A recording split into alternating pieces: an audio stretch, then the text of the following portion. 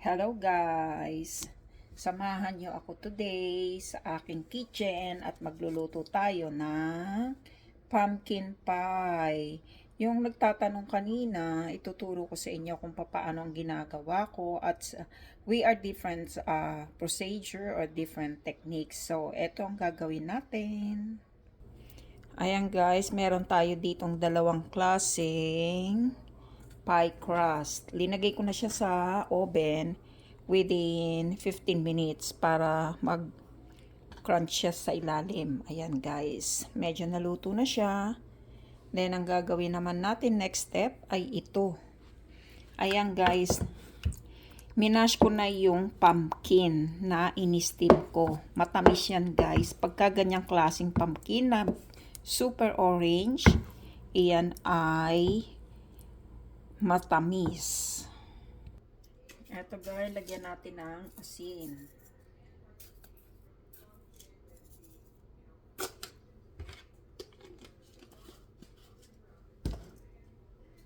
Lagyan natin ng ginger powder.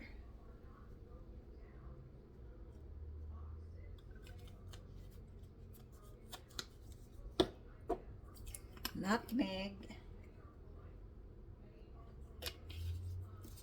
Guys, kayo na ang bahala magtansya kasi ako alam ko na ang pagtatansya ng aking ginagawa. Nasa sa inyo na lang yan. At ito naman ay cinnamon powder.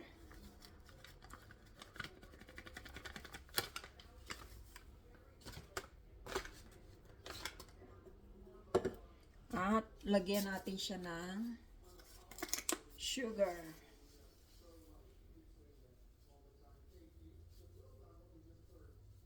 Ayoko nang masyadong matamis.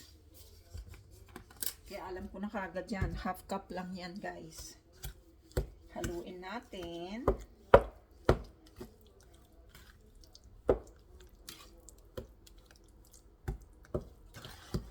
Ayan.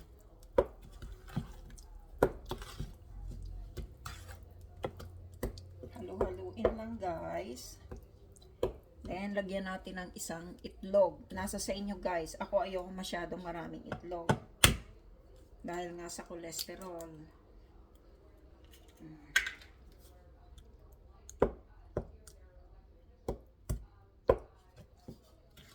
Halu-haluin lang natin yan guys.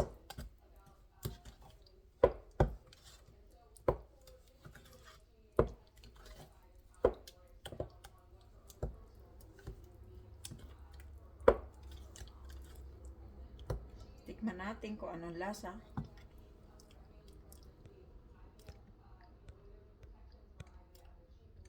At lagyan natin ng vegetable oil. It's up to you guys. Kung gusto nyo ay butter, it's up to you. Pero ako gusto ko ay oil lamang. Vegetable oil.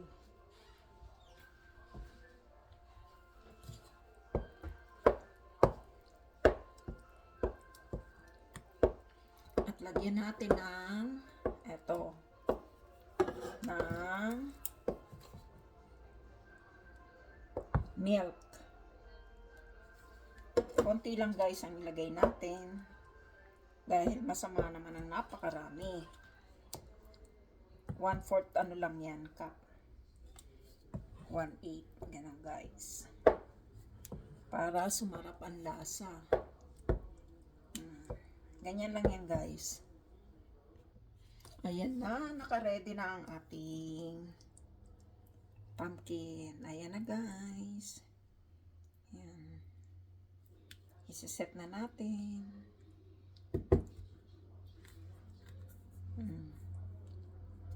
Ganyanin lang natin. Ito na guys ang ating naka-ready na ang ating pumpkin pie. Naka-ready na po siya para ilagay sa oven. 350 at 1 hour.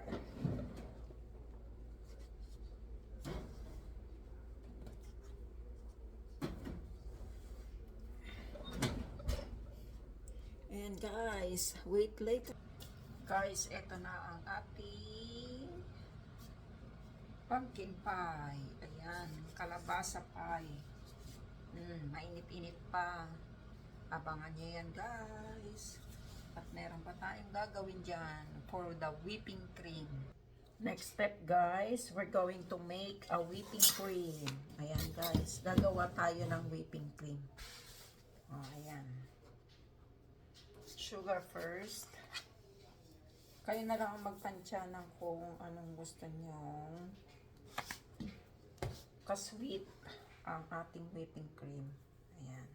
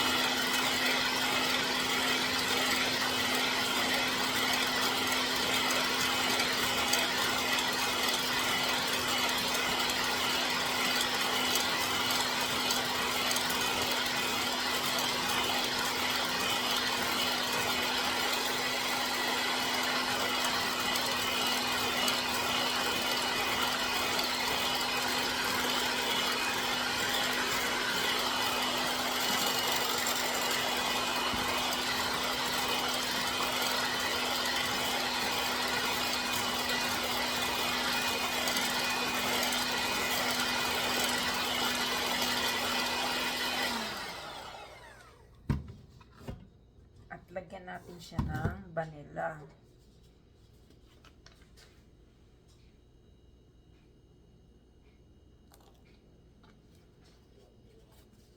Ayan, guys. Then,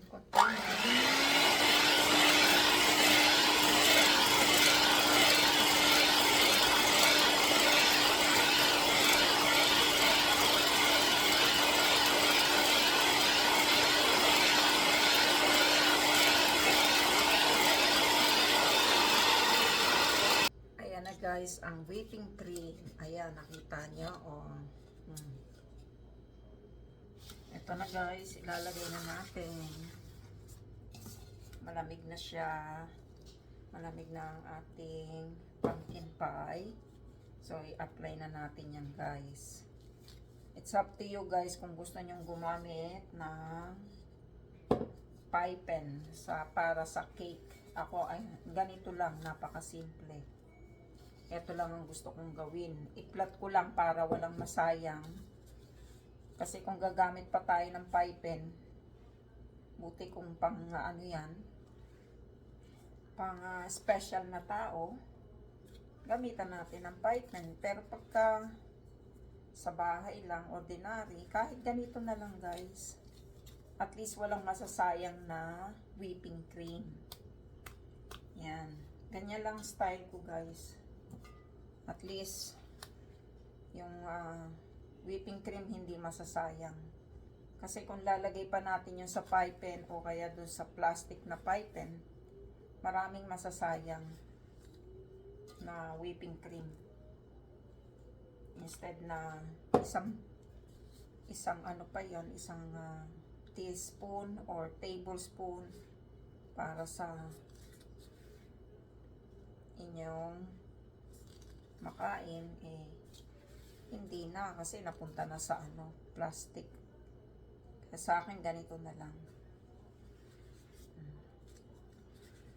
At least mananamnam mo ang sarap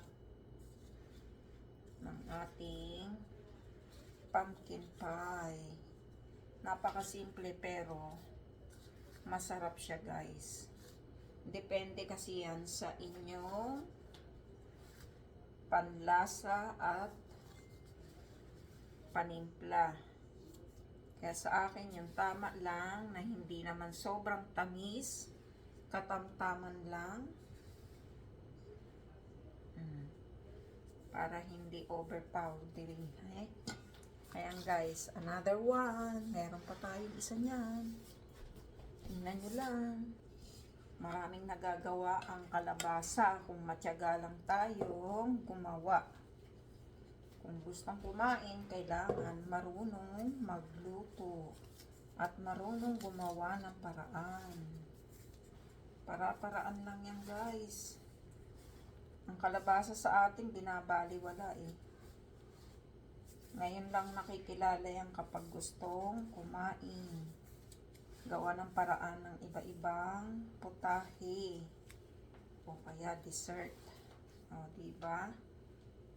Ganyan lang yan. 4 na araw akong magtatrabaho. For sure, ubos kagad to. Dahil iiwan ko ang asawa kong may dessert. Otherwise, hindi naman yung nagluluto. Ayun, antayin lang akong makapagluto.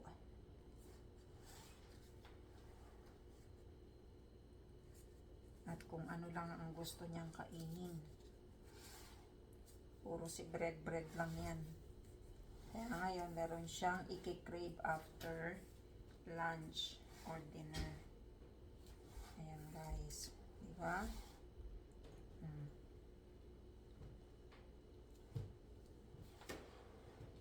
You gonna do your clothes? Yeah, put it in the... Fix it, ha?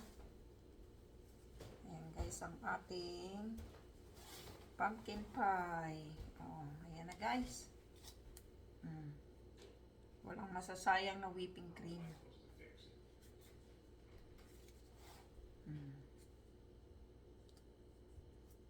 Ayan guys. Yan ang ating pumpkin pie. Ayan na. Okay na siya. Di walang nasayang na whipping cream kaysa gamitan ng pie pen. Thank you for watching guys at enjoy sa ating pumpkin pie. Thank you for sharing and watching.